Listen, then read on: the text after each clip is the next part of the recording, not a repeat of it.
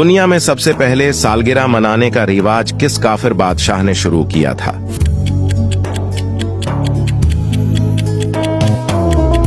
इसका जवाब है फिरौन ने। वो कौन सा जानवर है जो दज्जाल की सवारी होगा?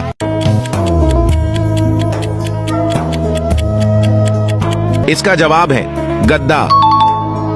शैतान की जमीन पर पहली मुलाकात किस जानवर से हुई थी?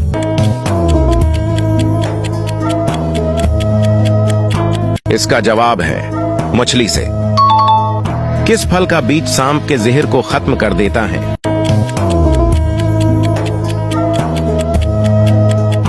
इसका जवाब है इमली का बीज। वो कौन सा जानवर है जिसका गोश्त खाने से वुजू टूट जाता है?